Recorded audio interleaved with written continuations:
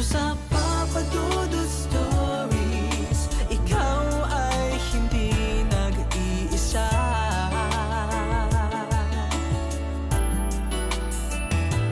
Dito sa Papa Dudut Stories, may nagmamahal sa'yo. Papa Dudut Stories, Papa Dudut Stories. Dear Papa Dudut, sa lahat po ng mga nakatutok ngayon, huwag kalimutan na mag-like, mag-share at mag-subscribe.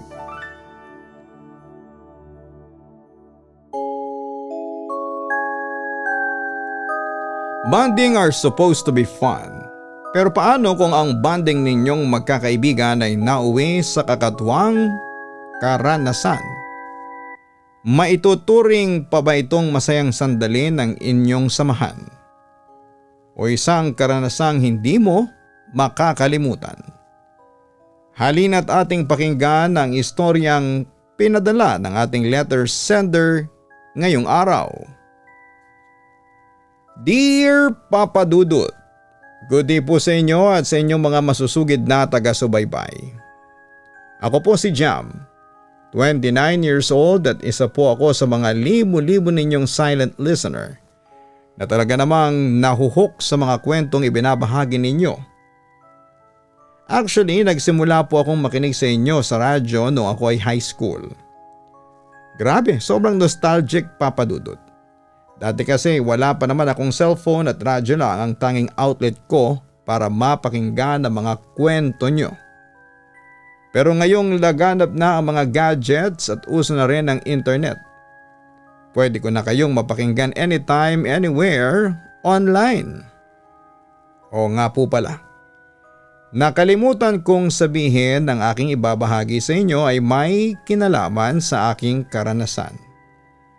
Karanasan na nagpabago sa aking pananaw pagdating sa mga paranormal na bagay na dati hindi ko lubos na pinapaniwalaan.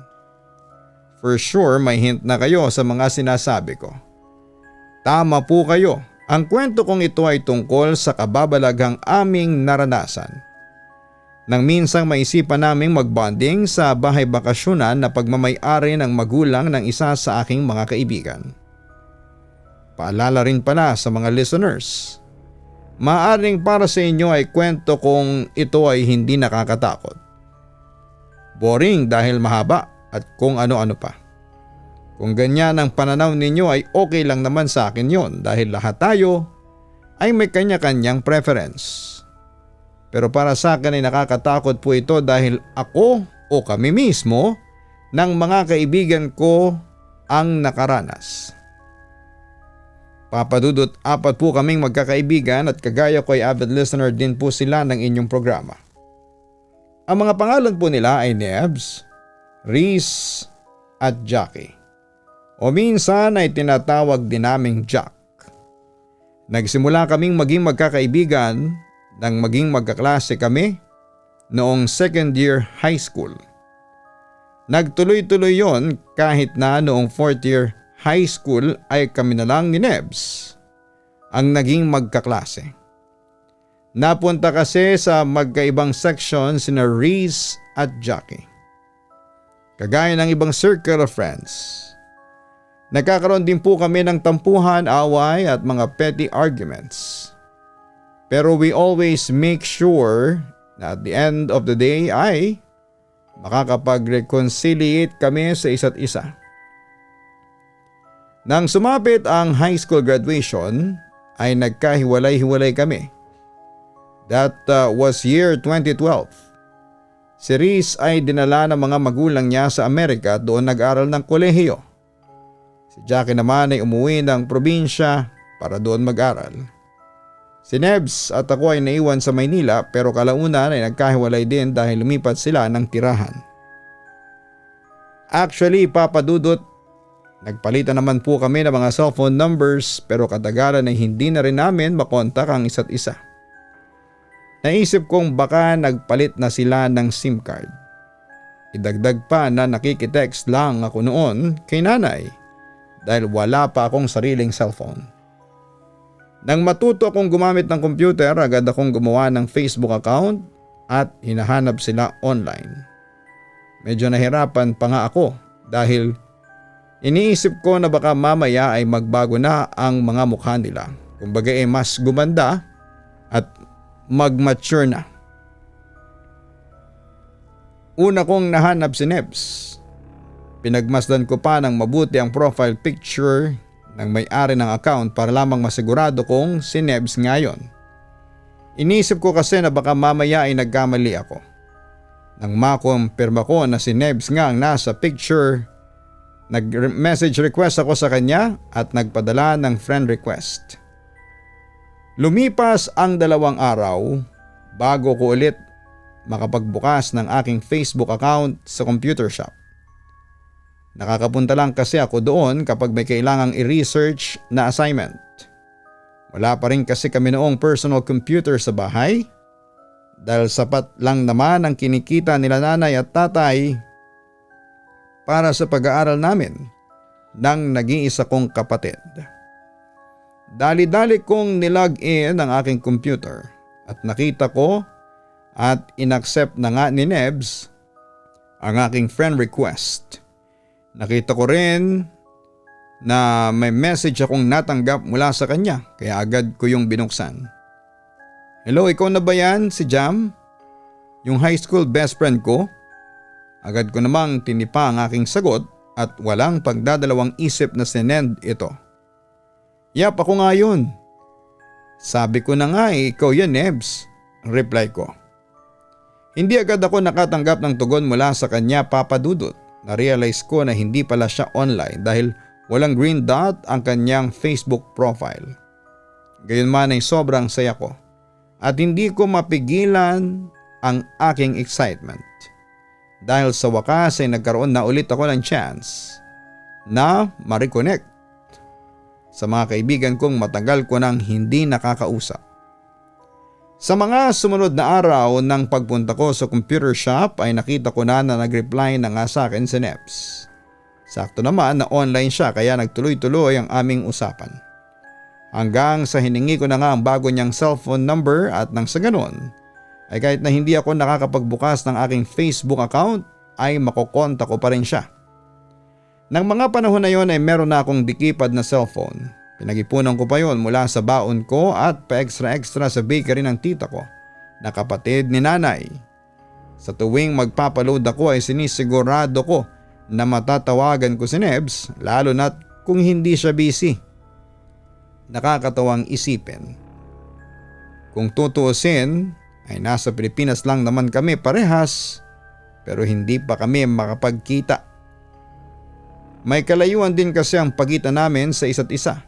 Kaya nagtitiis na lamang kami sa tawagan. Para kaming magjowa, no?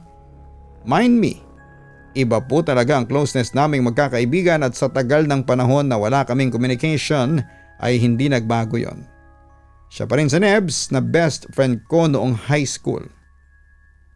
O nga pala, friend mo ba si Jackie at Riz sa Facebook? Hindi ko kasi sila makita sa Facebook nung hinahanap ko kayo. Account po lang ang nakita ko, sabi ko kay Nebs habang katawagan siya.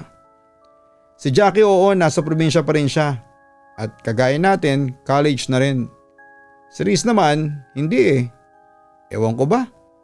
Sa babaitan na yon, wala yatang Facebook, paliwanag ni Nebs sabay tawa. Talaga friend kayo ni Jackie? Sabi mo sa kanya i-add niya naman ako sa Facebook. Sabi ko pa kay Nebs na agad rin namang ginawa niya. Lumipas ang marami pang araw, Papa Dudut. Paminsan-minsan ay nakakatawagan ko na si Jackie, ngunit napakadalang lang noon. Dahil sabi niya ay mahina ang signal sa probinsya nila. Bukod doon ay pare-parehas na rin kaming naging abala dahil medyo naging hectic na ang class schedule namin. Idagdag pa na nagkaroon ako ng part-time job kaya minsan na lamang kung makapag-usap kami. And fast forward, nagkaroon na ako ng maayos na trabaho nang matapos ko ang pag-aaral sa kolehiyo. Teller ako sa isang bangko habang ang isa ko namang kapatid ay nakapagtapos na rin ng education at nagtuturo na sa isang private school. Si nanay at tatay ay patuloy pa rin sa pagtatrabaho. Kaya naman kahit papaano ay umalwa na rin ang aming pamumuhay. Minsan, isang araw, habang abala ako sa aking trabaho ay bigla akong nakatanggap ng text message. Naisip kong mamaya na buksan yon dahil may mga kailangan pa akong tapusin. Nang sumapit ang break time ay saka ko pa yon nabasa. Galing kay Nebs ang mensahe at gano'n na lamang ang saya ko nang mabasa yon. Jam, kinontak ako ni Riz. Nakita niya ang Facebook account ko. Magbabaksyon daw siya dito sa Pilipinas at tinatanong niya kung kailan tayo free. Basa ko sa mensahe ni Nebs. Agad naman ako nag-reply doon at sinabing every weekend ang day off ko. Maya-maya pa ay nag-reply din si Nebs at sinabing sasabihan niya raw si Riz ng tungkol doon. Nang sumapit ang Sabado ay natuloy ang get together namin sa isang restaurant, Papa Dudut. Naiya pa nga ako dahil iniisip kong ang tagal na naming hindi nagkita-kita at sure ako na malaki na ang pinagbago nila. Sayang nga lang at hindi makakasama si Jackie dahil may kailangan pa raw itong asikasuhin ayon kay Nebs. Agad na akong pumasok sa aming meeting place at sa bungad pa lamang ay nakita ko na si Riz. Napakaganda niya, Papa Dudut. Tisay na ang datingan. Well, maputi naman na siya noong high school kami pero para bang mas pumuti na siya sa ngayon. Jam! Agad na bati ni Riz at kitang-kita ko ang excitement sa kanyang mga mata at pagkatapos ay niyakap niya ako. Sa sobrang saya ay niyakap ko rin siya ng napakahigpit. Nebs! Sabi ko naman nang makita si Nebs, gaya ni Riz ay niyakap ko rin siya at kitang-kita rin ang kagalakan sa mga mata niya. Kailan ka pa umuwi, Riz? Grabe sobrang ganda mo. I mean, mas lalo ka pang gumanda. May paghangang sabi ko rito. Bolera, sabi nito. Ikaw nga itong mas gumanda, sabi pa ni Riz. At nagbulahan na nga po sila, wika naman ni Nebs, dahilan para matawa kaming tatlo. Uy, in all fairness sa'yo marunong ka pa rin magtagalog despite na sobrang tagal mo na sa Amerika. Pero with accent ka na ngayon. Ilang taon din ka na nga ba sa Amerika? Naku, never mind na nga. Ayaw ko na magbilang. Basta, alam ko na matagal ka nang nandoon. Sabi ko pa sabay tawa. Kaya nga nahiya ako sa friend nating with American accent. Sulsul pa ni Nebs. Uy, grabe kayo. Nagka-accent lang ako. Pero pusong Pinoy pa rin ako. Sa bahay, Tagalog pa rin naman ang usapan nila mami at daddy. Saka may Filipino community rin kami doon sa lugar namin. Kaya bihasa pa rin ako sa pagtatagalog. Iba rito sa Pinas kumpara sa ibang bansa. Basta iba, I can't explain it. Pero iba talaga. Lalo pat dito naman ako lumaki at ilang taon na rin akong nang nag-migrate kami sa States. Paliwanag pa ni Riz. Nagpatuloy ang aming kwentuhan ngunit saglit kaming natigil ng isang babayang lumapit sa amin. Maganda ito, Papa Dudut, mahaba ang straight na buhok at biluga ng itim na mata. Late na ba ako? Sabi pa nito na sobra kong kinagulat. Jackie? Wika ko. Sobra kasi akong nasurpresa nang makita siya. Ako nga, sagot nito. Hindi na ako nakapagpigil, Papa Dudut. Agad ko rin siyang niyakap kagaya ng makita ko si Riz at si Nebs. Pagkatapos ko siyang yakapin ay muli ko siyang pinagmasdan mula ulo hanggang paa. Grabe, Jackie. Diyosang-diyosa na ang datingan mo. Maganda ka na noon, mas gumanda ka pa ngayon. Puri ko pa habang namamangha siyang pinagmamasdan. Hindi naman grabe ka, nahihiyang sabi pa nito. Ganon talaga siya, Papa Dudut, sa aming apat na magkakaibigan ay si Jackie ang masasabi kong humble pero may pagkamaldit na at times. Anong hindi ka dyan? Sobrang ganda mo kaya? Bati naman ni Riz sabay yakap kay Jackie. Sus, ikaw talagang tunay na maganda. Bawi naman ito ng puri kay Riz. Mga be, wag na kayong magtalo-talo dyan. ako na lang ang aangkin ng title ng pinakamaganda. Kahit sa totoo hindi naman. Natatawa pang sabi ni Nebs. Kahit ang totoo maganda rin naman siya, Papa Dudut. Agad din niyang niyakap si Jackie nang makita ito. Wait, akala ko ba hindi ka makakapunta? Nagtatakang tanong ko rito. Pagkatapos ay saka ko tinapunan ng tingin si Reese at si Nebs. Bago sumagot ay pilyang napangiti si Jackie. Siyempre hindi totoo yon. Balak lang namin nagulatin ka, wika pa nito. Ha? Anong ibig ninyong sabihin? Wait, naguguluhan ako. Sabi ko pa. Ganito kasi yan, ang totoo, last minute nagsabi sa akin itong si Jackie na makakahabol siya, so sabi ko naman mas okay para makumpleto tayo. Paliwanag pa ni Nebs. So alam mong makakapunta talaga siya? Tanong ko pa. Oo naman, alam din niyang si Reese, turo niya rito. What? So all this time, ako lang ang walang alam? Grabe kayo ah. Ako ang nagsabi na wag nang ipaalam sa'yo, surprise nga di ba? Remember, ever since, nagkakatawagan na tayo noon sa phone noong mga college pa lang. Lagi mo sinasabi na sana'y magkita-kita tayo. Siyempre, tinupad namin yun. Pero with a twist. Kunwari, hindi ako makakasama, pero ang totoo, go rin ako. Sobrang miss ko na kayo mga girls. Kahit kailan talaga kayo, wika ko sabay tawa. Wait, kailan ka pa lumuwas dito sa Maynila? Tanong ko pa. Nung isang araw lang. Sakto nga na nag-birthday ang kapatid ni Mama dito at binisita nila kaya sumama na rin ako. Nabanggit din kasi sa akin ni Reese na uuwi siya kaya grinab ko ng opportunity na makasama. Siyempre once in a lifetime na lang to no? Sagot pa ni Jackie. O siya. Mamaya na ulit ang kwentuhan, umorder na tayo. Gutom na talaga ako eh. Basag ni Nebs sa pag-uusap namin ni Jackie. Pagkatapos noon ay narinig namin ang tunog ng kumakalam niyang sikmura at saka kami muling nagtawanan.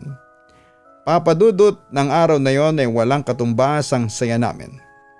Nakakatuwa kasi habang binabalikan namin ang mga high school memories, pakiramdam ko ay parang kahapon lang nangyari ang lahat.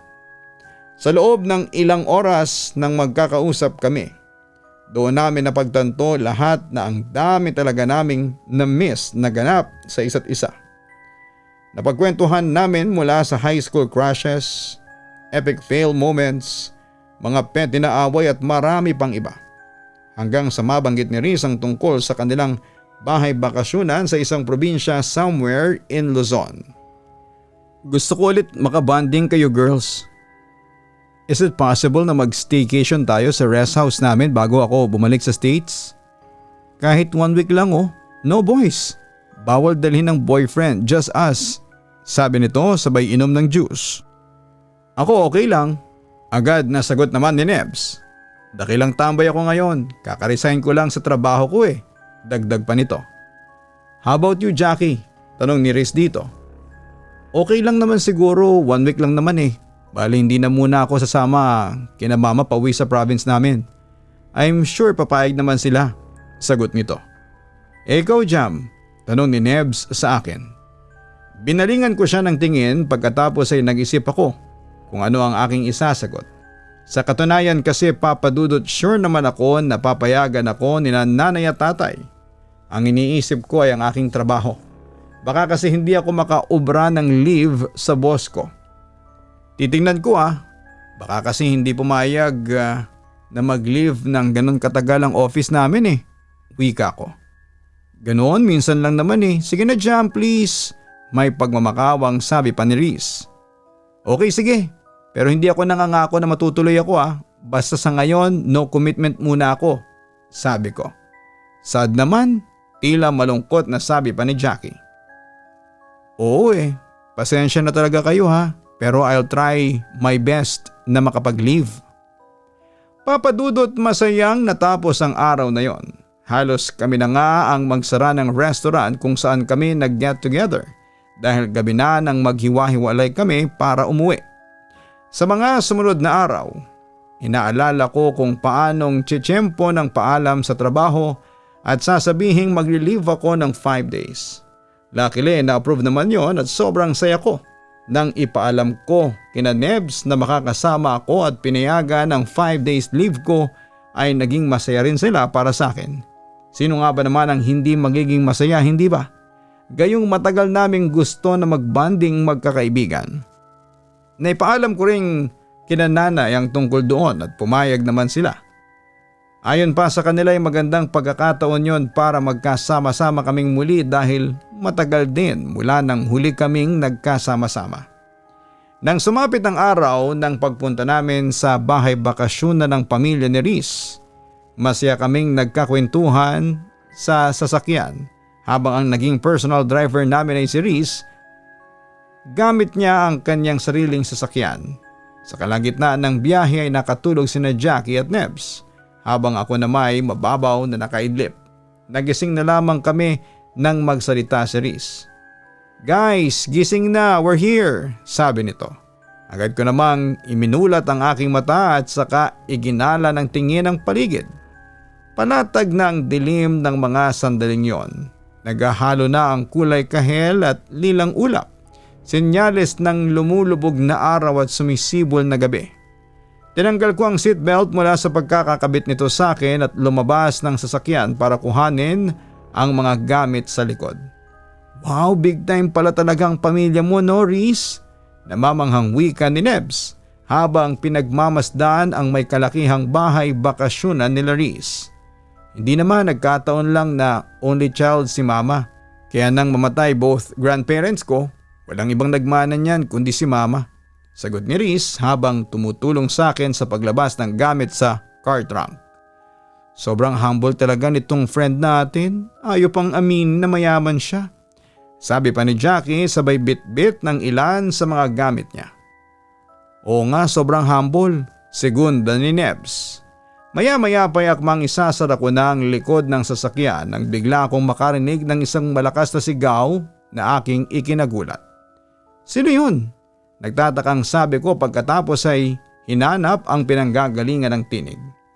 Napatingin naman sa akin ang tatlo at batid ko ang pagtataka sa mga mukha nila. "Anong sino yun?" tanong ni Nebs sa akin. "Yung sumigaw," sabi ko. "Sumigaw? Wala naman kaming narinig na sumigaw," segunda naman ni Jackie. "Hindi meron eh," gate ko pa. Sinuyod ko ng tingin ang paligid para patunayan sa kanilang nagsasabi ako ng totoo. "You're hallucinating, friend," sabi naman ni Riz. "Just kidding," dagdag niya pa sabay tawa. "Pagod ka lang siguro sa biyahe," segunda pa ni Nebs. "Oo nga," sang-ayon pa ni Jackie. At dahil wala naman akong nakikita kahit na sino sa paligid maliban sa amin ang mga oras na yon ay tinanggap ko na lamang sa sarili ko ang sinasabi nilang baka pagod lang ako. Ngunit alam ko at sigurado ako na nakarinig ako ng isang malakas na sigaw. Papadudot pagkapasok pa lamang sa gate ng bahay na yon nila Riz ay kitang-kita ko na ang gandang tagline nito. Mahalatang matagal na yon, gayon man ay makikitang maayos pa rin at hindi napapabayaan sa pagmimintina. Saglit kong pinasadahan ng tingin ang bahay ng mga sandaling yon. Nang biglang napatili si Nebs, agad niyang naagaw ang aming atensyon. Kaya naman napadako ang tingin namin sa direksyon kung saan siya nakatingin. Mula roon ay isang matandang lalaki na payat ang aming nakita. Nakasuot yon ng puting t-shirt, lumang maong pang ibaba at nakasombrero. "Manong Celso," sabi ni Riz na agad lumapit sa matanda. "Guys, si Manong Celso nga pala, katiwala dito sa bahay." Pagpapakilala pa ni Riz dito. "It's good to be back here, Manong. Bata pa ako nang huling makabisita dito sa bahay ni na lolo't lola. Kumusta na po kayo?" dagdag pa niya. "Ayos lang ho ako, ma'am. Magandang hapon po sa inyo." Magalang na bati nito. "Mabuti ho't hindi kayo inabutan ng dilim sa daanan," dagdag pa ng matanda. "Opo, Manong Celso, inagahan na po talaga namin ang pag-alis kanina para hindi kami abutan ng gabi. Mahirap na," tugon pa ni Riz. "Sige ho, ma'am. Pasok na po kayo sa loob. Maya-maya lang po ay magiging mahamog na rito sa labas." Wika pa nito. "Akin na ho ang mga gamit nyo." "Okay na po kami, Manong. Kaya na po namin ito. Pasensya na po't napatili ako nang makita kayo. Kaya naman ho kasi bigla-bigla na lang kayo sumusulpot paghingi ng tawad ni Nebs. Natawa kami ni na Jackie at Reese nang sabihin niya yon. Siniko ko pa nga siya para pigilin sa kung ano ang pwede niyang masabi. Hindi na talaga nabago sa kanyang pagiging taklesa, Papa Dudut. Nang nasa bungad na kami ay binuksan ni Manong Celso ang main door. Umingit yon, tunog na parang sa horror movie mo lamang maririnig. Nang tuluyang mabuksan ang pintuan ay doon namin nakita ang kabuang ganda ng bahay. Kung magara ito sa labas, ay mas magara ito sa loob, Papa Dudut. May mga muebles na mahalata mong matagal nang nandoon pero naalagaan. May mga pangmayamang kagamitan at kung ano-ano pa. Hindi ako sobrang galing sa pagdidescribe pero one thing is for sure, maganda ang bahay bakasyonan ng pamilya ni Reese. Gayunman ay may pakiramdam ako na hindi maipaliwanag. Hindi ko alam kung ano, kaya't hindi ko na lamang yon pinagtuunan ng pansin, lalo na't nandun kami para mag-bonding at mag-enjoy. Habang nililibot namin ang tingin ang kabuuan ng bahay ay biglang nagsalita si Manong Celso. Nilinis ko na po ang buong bahay, ma'am. 2 araw po bago ninyo sabihing pupunta kayo rito para magbakasyon. Ang kwarto nyo po ay nasa itaas. May mga pagkain at karne din po sa ref kung gusto nyo pong magluto. Maraming salamat po, Manong Celso. Sige po, kami na po ang bahala sa lahat, sagot pa ni Reese. Salamat po, ma'am. Kung kailangan nyo po ako ay tawagin nyo lamang po ako sa labas. Salamat po ulit, Manong. Pahabol na pasasalamat ni Reese. Pagkatapos ng usapang yon, ang dalawa ay nagsimula na kaming iakyat ang mga gamit namin sa itaas ng kwarto. 4 naman ang available na kwarto sa bahay na yon, Papa Dudut, ngunit nag-decide kami na magsama-sama na lamang sa isang silid dahil kasya naman kami doon. Pagkatapos ayusin ang mga gamit ay bumaba kami ng kusina para maghanda ng hapunan. Dahil si Nebs ang pinakamagaling magluto sa aming 4 ay siya na ang nanguna rito. Ako naman ay nag-decide na tumulong na lamang sa paghahanda at paghihiwa ng mga kakailanganin. Habang si Reese at Jackie ay abalang nagkwekwentuhan habang magkaharap at nakaupo sa dining table. Sa gitna ng aming kanya-kanyang ginagawa, nagulat na lamang kami nang biglang mapasigaw sa gulat si Jackie. Muntik pa nga siyang ma-out of balance sa kanyang kinakaupuan nang bigla siyang mapaurong. Ano yun? Tanong ni Reese dito. Tiningnan namin si Jackie pagkatapos ay sumilip ito sa ilalim ng lamesa. Hindi mo ba dinampi ang paa mo sa hita ko? Tanong ni Jackie kay Reese dahil sila ang magkaharap habang nakaupot nagkwekwentuhan.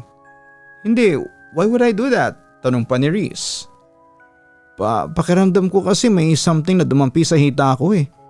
Parang kung ano na malamig. Nauutal na sabi nito pagkatapos ay muling sumilip sa ilalim ng lamesa. Gutom lang yan, girl, biro pa ni Nebs. Hayaan mo at matatapos na itong niluluto ko, sabi pa nito. Nagtataka man ay hindi na namin siya masyadong inusisa. Nang matapos magluto si Nebs ay agad na naming inihain ang pagkain at masayang nagsalo-salo sa hapagkainan. Doon ay muli kaming nagkwentuhan na para bang ngayon na lamang kami ulit nagkasama-sama. Kahit na noong nagdaang araw ay nagkaroon kami ng get together sa isang restaurant. Matapos kumain ay nagpresenta si Reese at Jackie na sila na ang maghugas ng pinagkainan. Since kami naman daw ang nagluto ni Nebs. Nung una ay nahiya ako at sinabi kong ako na dahil umalalay lang naman ako kay Nebs sa pagluluto at hindi naman talaga mismo ako ang nagluto. Pero ininsist nila na sila na ang maghuhugas. Wow, isang model at isang state girly ang maghuhugas. Biro pa ni Nebs sa dalawa sabay tawa. Nang magsimula silang maghugas, nagpaalam ako sa kanila na aakyat ng kwarto para ayusin ang hihigaan namin. Dahil hindi kami kasya sa kama ay napagkasunduan namin ni Nebs na kami nalang dalawa sa lapag. Since may extra foam naman na inihanda si Manong Celso at malamig din naman ang kwarto dahil binuksan ng aircon. Habang nag-aayos ako ng kwarto ay gumamit naman ng palikuran si Nebs. Init na raw kasi siya pagkatapos magluto at kumain. Sinabi niyang maliligo muna siya kaya kinuha niya ang tuwalya at ilang toiletries niya sa kwarto saka bumaba para mag-CR. Ilang minuto pang lumipas ay natapos na siya sa pagligo at saka dire-diretsyong pumasok sa kwarto. Ako naman noon ay nakahiga na lang at nagsa-cellphone. In fairness naman sa lugar na yon, Papa Dudut. Ikaw na, tapos na ako, hindi ka naman makapaghintay, sabi ni Nebs pagkatapos ay umupo sa harapan ng salamin at saka tinuyo ang buhok gamit ng tuwalya. Ha, anong sinasabi mo? Nagtatakang tanong ko. Hindi ba paulit-ulit mo kong kinakatok sa CR dahil sabi mo maliligo ka rin? Wika nito. Hindi hindi pa nga ako bumababa ulit simula nung umakyat ako rito. Paliwanag ko. Sinungaling, sarkastikong sabi niya. Mula sa pagkakahiga ay tumayo ako at nilapag ko ang aking cellphone sa kama. Uy, ikaw Nebs, hindi kita kinakatok sa CR. Hindi pa nga ako bumababa pagkatapos kong mag-ayos dito sa higaan Giit ko pa. Natigil siya sa ginagawa niyang pagpupunas ng buhok at tumingin sa akin. Huwag mo nga ako niloloko, Jam. Sa pagkakataong yun ay mas seryoso ang tinig niya. Hindi kita niloloko, I swear. Hindi pa nga ako nababa rito after kong ayusin ang higaan natin. Naiinis ko na rin sabi. Kung hindi ikaw yun, sino yun? Tanong niya. Ewan ko, baka si Jackie o si Reese. Sila lang naman ang nandun sa baba, hindi ba? Hindi sila yun. Ikaw talagang narinig ko. Alam ko ang boses ni Jackie at Reese unless kaya nilang gayahin ang boses mo. Turan pa ni Nebs. Sigurado kong hindi ako yun. Mawalan man ako ng cellphone ngayon, sabi ko pa. Pagkatapos noon ay umupo akong muli sa kama kung saan ako nakahiga kanina. Kinapa ko pa ang aking cellphone para bumalik sa paggamit noon at wag nang makipagtalo pa sa kanya. Ngunit gano'n na lamang ang gulat ko nang wala na yon kung saan ko ito nilapag. What? Nasaan ang cellphone ko? Sabi ko habang ginagala ng tingin ang paligid. Nawala ka agad ng cellphone mo. Ibig sabihin nagsisinungaling ka. Nagpanting ang tenga ko nang marinig yon kay Nebs, Papa Dudut. Nainis ako dahil pinipilit niya na ako talaga ang kumatok sa kanya kanina sa CR kahit na hindi naman. Hindi ako umimik pa dahil kapag nagalit ako ay hindi ko maiwasang makapagsalita ng masama. Idagdag pa na nawawala na nga ang cellphone ko kaya parang kaunti na lang ay sasabog na talaga ako sa galit. Nagmukha tuloy akong lalong sinungaling sa paningin niya. Nagpatuloy ako sa paghahanap ng cellphone ko at hindi ko na siya pinansin. Sinilip ko pa nga ang ilalim ng kama ngunit wala yun doon. Pagangat ko ng tingin ay narinig kong tinawag ako ni Nebs. Jam, sabi nito na ipinagtaka ko. Itinuro niya sa akin ang isang bagay na nakalapag sa lagay ng mga suklay sa harapan ng salamin at gano'n na lamang ang naging pagtataka ko. Papadudod sa maniwala po kayo at sa hindi ay nandun ang cellphone ko. Bagay na hindi ko alam kung paanong nangyari. Paano napunta yan dyan? Naguguluhang tanong ko. Hindi ko rin alam, Jam. Hindi kaya minumulto tayo? Ramdam ko ang takot sa boses ni Nebs. Nasa gitna kami ng pagtataka at pagkalito nang bigla kaming makarinig ng katok sa pinto ng kwarto kung nasaan kami. Dahilan para halos tumalon ang mga puso namin sa labis na kaba. Dahil sa takot ay agad na napatayo at lumapit sa akin si Nebs. Pagkatapos ay napakapit siya sa aking braso ng napakahigpit. Napapikit din kami ng mata dahil hindi kami handa sa kung sino ang maaaring bumulaga sa amin. Lalo na't hindi naman nakalak ang pintuan at mabilis lang itong mabubuksan. The moment na umikot ang doorknob ay inihahanda ko na ang sarili ko sa pagsigaw. Nang biglang, ano nangyari sa inyo? Bakit para kayong nakakita ng multo? Nakakapit ka pa kay Jam, Nebs. Puna ni Jackie. Ha? Hindi. Hindi nakasagot si Nebs kaya ako na ang nagsalita. Wala. Nagkukwento kasi ako ng nakakatakot tapos bigla kayong kumatok. Kaya ayun, natakot kami ni Nebs. At napakapit siya sa akin. Pagsisinungaling ko. Oo, tama. Sang-ayon niya. Nang gabing yon ay nagtatalo kami ni Nebs kung sasabihin ba namin kay Reese ang na-encounter namin. Ngunit napagdesisyon na naming wag na lang. Iniisip namin na kami na nga ang nakikibakasyon. Baka isipin ni Riz na nagrereklamo pa kami. Isa pa iniisip namin baka ma-offend siya kaya pinili naming manahimik na lamang. Papadudot ilan lamang yon sa mga unang karanasan namin na kababalaghan sa bahay bakasyon ng pamilya ni Riz. Akala nga namin matatapos na yon ngunit muli pa itong nasundan sa sumunod na mga araw ng pananatili namin doon. Kinabukasan masakit ang katawang kong bumangon. Hindi ko alam kung bakit pero pakiramdam ko ay parang may kung anong mabigat sa aking dibdib. Nang araw na yon ay nagpasya si Riz na pumunta ng bayan para bumili ng ilang mga gagamitin at kakainin namin sa mga susunod pang mga araw. Sumama naman si Neb sa kanya dahil gusto raw nitong makita ang mga tanawing madadaanan papunta sa bayan. Gayon din kasama rin nila si Manong Celso para may makatulong sila sa pagbubuhat ng mga bibilhin. Nagsabi naman ako na hindi makakasama dahil mabigat nga ang pakiramdam ko at sinabi naman ni Jackie na hindi na rin siya sasama para dalawa kaming maiiwan sa bahay. Nang medyo na bored na ako sa kwarto ay nagpaalam ako kay Jackie na bababa at pupunta sa likod bahay para makalanghap ng sariwang hangin. Marami kasing puno ron. Tumugon naman siya at nagsabing doon muna siya sa kwarto dahil tinatamad pa siyang bumangon. Nang makalabas ng bahay ay dumiretso ako sa likod. Napakagaan ang ambience doon, papadudot, kahit papaano ay nawala ang bigat ng dibdib ko at gumaan ang aking pakiramdam. Maraming puno roon at napakasarap pakinggan ng mga huni ng ibon, pati na ang tunog ng mga dahon na sumasayaw sa saliw ng malamig na hangin. Saglit akong pumihit at dinama ang lamig ng hanging banayad na dumadampi sa mukha ko. Indinipa ko pa ang aking mga kamay para feel ang moment. Mga ilang minuto rin akong nasa ganong posisyon nang bigla akong makarinig ng isang mahabang sitsit.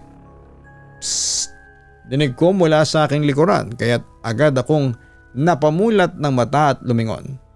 Naglakad ako ng kaunti para makita kung sino yon. Ngunit sa mga unang hakbang ko ay hindi ko matanaw kung sino ang sumisitsit. Mga ilang saglit pa ay mas binilisan ko ang paghakbang kaya't naabot ng aking tingin ang isang babaeng nakatalikod. Mahabang buhok niya, maputi ang balat at may katangkaran. Natawa pa ako dahil nagkaroon ako ng ideya kung sino yon. Jackie! Tawag ko. Ngunit nang gawin ko yon ay tumakbo siya papalayo. Hala, ano nangyari dun? Natatawang sabi ko pa at saka ko siya muling sinundan hanggang sa makarating kami sa main door ng bahay. Jackie, tara doon tayo sa likod ng bahay. Ulit ko ngunit nagpatuloy siyang pumasok sa loob. Muli ko siyang sinundan hanggang sa makarating siya sa kusina. Isip-isip ko'y nauhaw siguro kakatakbo kaya dumiretso sa kusina para uminom ng tubig.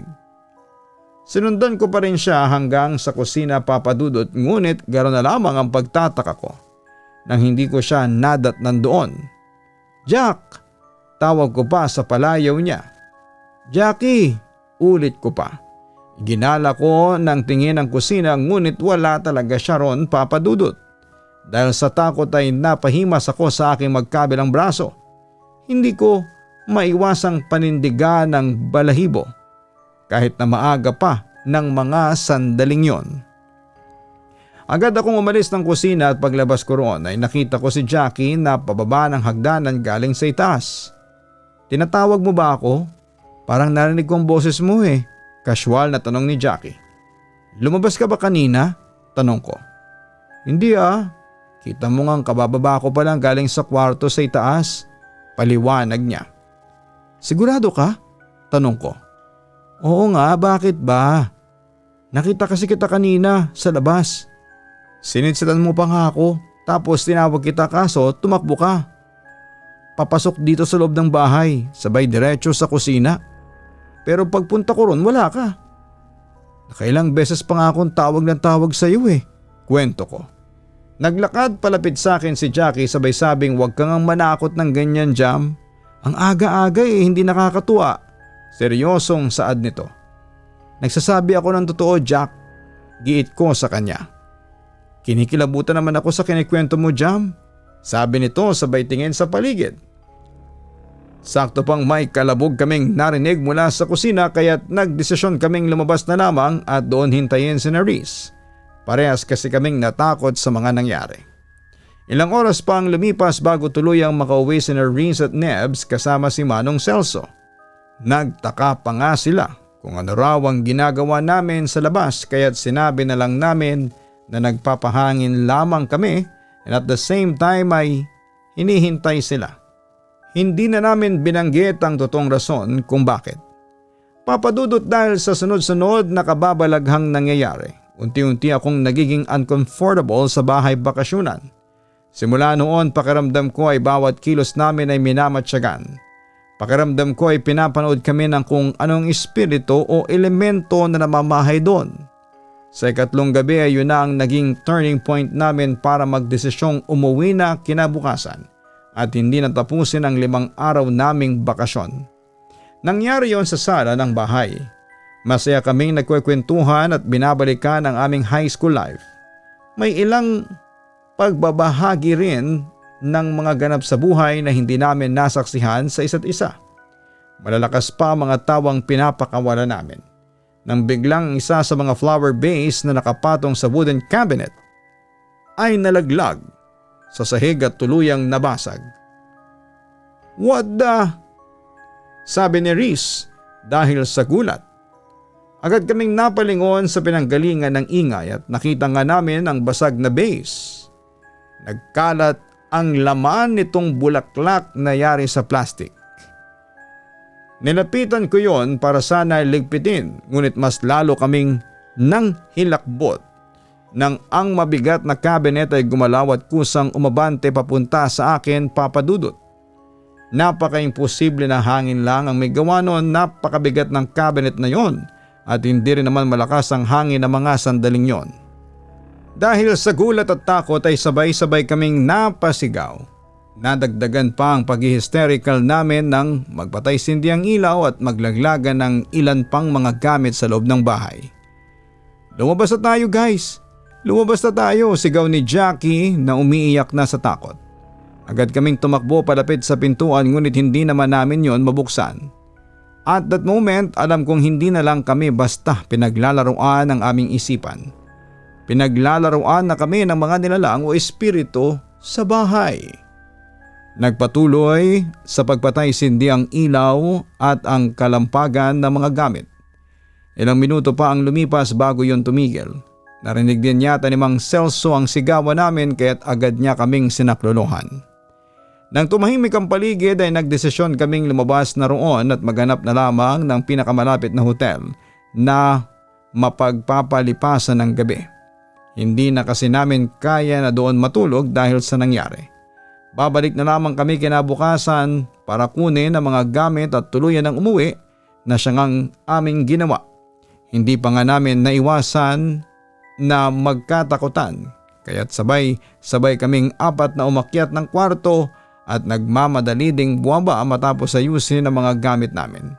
Maging si Reese nga na anak ng may-ari ng bahay na yon ay nagsabing hindi na siya ulit babalik doon dahil iba ang trauma na idinulot ng karanasang yon sa kanya. Papadudot bago kami tuluyang umuwi ng Maynila ay nakakwentuhan pa namin si Manong Celso. Nang mabanggit namin ang mga kakatuwang karanasan ay nasabi niya na aware siya na merong mga naninirahan sa bahay. Sa tagal niya nagbabantay at nagmimintena noon ay hindi na raw bago sa kanya na may mga kababalaghang nangyayari doon. Ngunit sabi niya ang nangyari sa amin ng gabing yon ang pinakamatindi dahil hindi pa naman daw niya naranasan na ma-encounter ang mga nagagalawang mga gamit at patay sindin ng mga ilaw. Tanging mga pagpapakita at pasimpleng pagpaparamdam lang daw. Tinanong niya pa nga kami kung ano raw ba ang ginawa namin bago mangyari yon. Sinabi naming nagtatawanan lamang kami at nagkwekwentuhan. Ayaw yata nila ng maingay, ma'am. Sa tingin ko ay nabulabog niyo sila. Matagal din kasing hindi natirhan ang bahay na ito. Kaya't hindi imposible na pamahayan. Wika pa nito. Ilan sa mga iniisip kong dahilan kung bakit hindi kami sinabihan ni Manong Celso tungkol sa mga kakatuwang nangyari sa bahay kahit aware siya rito ay una. Gusto niya sigurong ma-enjoy lang namin ang pagstay doon. At pangalawa ay kagaya ng rason ko. Baka naman ma-offend si Riz kung una pa lamang ay sasabihin na sa amin ni Manong Celso na huwag kaming mag-iingay dahil baka makabulabog kami ng mga nilalang na hindi nakikita. Siyempre bilang nananarbahuhan sa kanila, hindi niya sasabihin yon ng harap-harapan. Papadudot bago kami bumiyahe ay nag-alay kami ng taimtim na panalangin na sana'y gabayan kami ng Panginoon sa aming pag-uwi at hindi kami sundan ng anumang nilalang o espiritu sa bahay na yon. Huwag din sana naming muling maranasan pa ang mga nakakatakot na bagay na naranasan namin sa bahay na yon. Luckily, nakarating naman kami ng safe and sound sa Maynila. Pero bago kami maghiwa-hiwalay ay nagkwento si Riz sa naranasan niyang kababalaghan sa sarili nilang bahay bakasyunan. At kagaya ng naranasan ni Neb sa CR ay ganoon din ang nangyari sa kanya. Kagaya rin ng kay Nebs, boses ko raw ang narinig ni Riz ngunit nang buksan niya ang pinto ng CR ay wala namang kahit na sino siyang nakita. Sa pagkakataong iyon ay hindi na rin namin napigilang ibahagi sa kanyang lahat ng mga kababalaghang naranasan namin. Sinabi rin namin nila Nebs at Jackie kay Riz ang dahilan kung bakit namin yon sinekreto. Ang dahilan na ayaw lang kasi namin talagang ma-offend siya at isipin na may kung anong presensya ng nilalang o espiritu sa bahay nila. Papadudot ang isang linggong plano na bonding namin ay nauwi lamang sa 3 araw. Nagulat pa nga mga kasamahan ko sa trabaho nang pumasok na ako kinabukasan. Dahil akala nila ay after 2 days pa raw ang balik ko. Ngumiti na lamang ako bilang tugon at hindi na nagkwento ng kung ano pa. Sa ngayon papadudot, nasa States na ulit si Riz. Si Jackie naman ay nandito na sa Maynila dahil kinuha siya ng isang modeling agency. Si Nebs ay nagtatrabaho na sa isang cruise ship bilang cook. Samantalang mas tumaas naman ang posisyon ko sa bangkong aking pinagtatrabahuhan. And so far ay hindi na ako ulit nakaramdam ng kahit na anong kakatuwang bagay after ng encounter namin na yon. Ewan ko na lang sa mga kaibigan ko kung meron pa silang naranasan. Kung meron, kukumbinsihin ko rin sila na magpadala ng liham sa programa ninyo. Hanggang dito na lamang po ang kwento kong ito. Maraming salamat sa pagbibigay sa akin ng pagkakataon na may bahagi ko po ito sa inyong programa at sa inyong mga tagapakinig. Huwag po sana kayong magsawang magbasa ng libu-libong kwento na pinapadala ng inyong mga masusugid na tagahanga. Lubos na gumagalang, Jam. Maraming salamat kay Jam sa pagbabahagi at pagtitiwala ng iyong kwento. Sa ating mga tagapakinig, magsilbing aral din po sana sa inyo na kapag bago tayo o hindi pamilyar sa isang lugar ay ugaliing magbigay galang. Respetuhin ang paligid at iwasang lumikha ng malakas na ingay dahil hindi maganda ang kinahihinatnan kapag ang mga nilalang na hindi natin nakikita ay ating nabubulabog. Maraming salamat po sa inyong pakikinig at magandang araw po sa inyong lahat.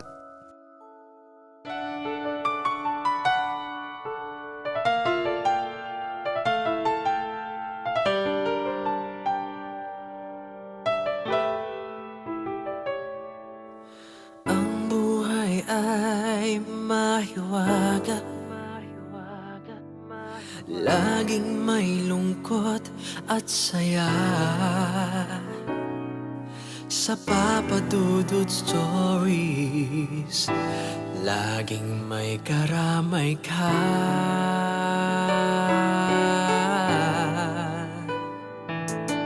Mga problemang kay bigat, dito ay pakikinggan ka.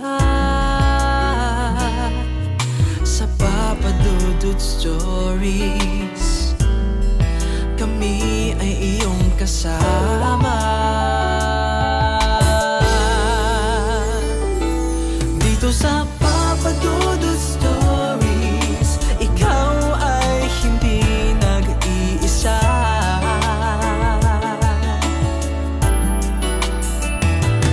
Dito sa Papa Dudut Stories, may nagmamahal sa'yo.